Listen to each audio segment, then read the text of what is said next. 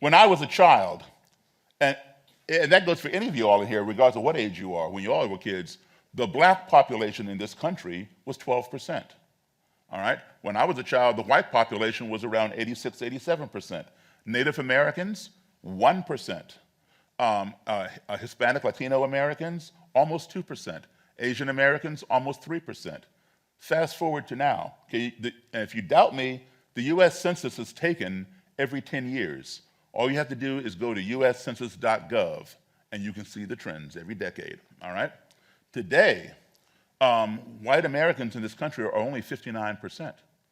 Black people remain right around 12%. We're 12.9, so we really haven't grown. They say 13%.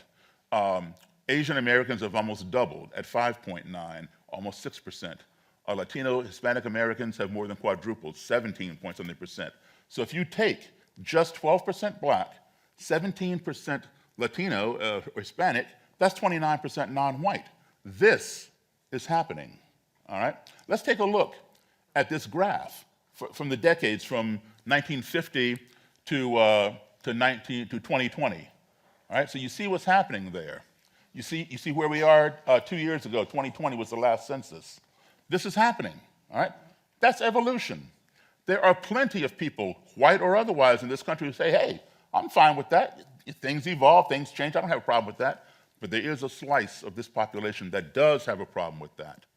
And they're like, you know, our identity is being erased. We're being squeezed out of our own country. We discovered this country, we built this country, we wrote the Constitution, and now people who don't even look like us are coming in.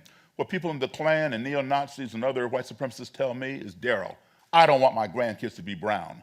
They call it the browning of America, or white genocide through miscegenation.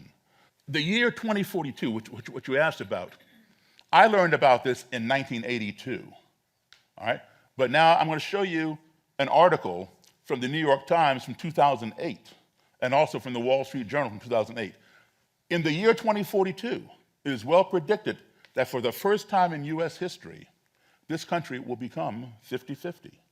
50% white, 50% non-white, for the first time in our history. Between 2045 and 2050, it's going to flip.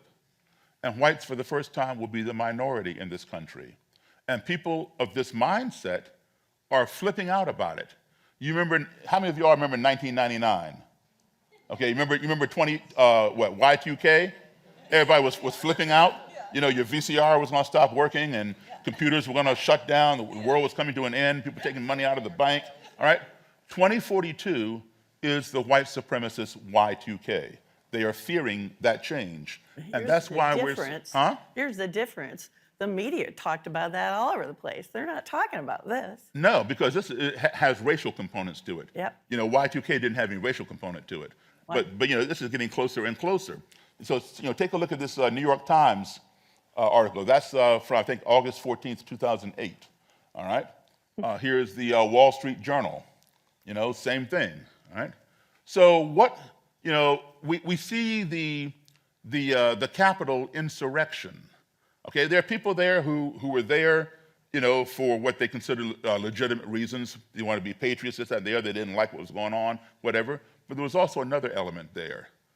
How many times do you see this in the 21st century in the US Capitol Rotunda?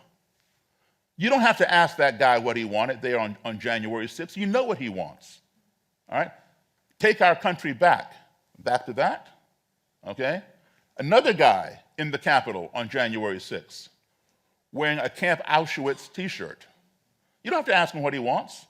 In Charlottesville, you heard people chanting, Jews will not replace us, Jews will not replace us. You don't have to ask them what they want. This is a serious issue. When I first started this, there was the Klan, neo-Nazis, white power skinheads.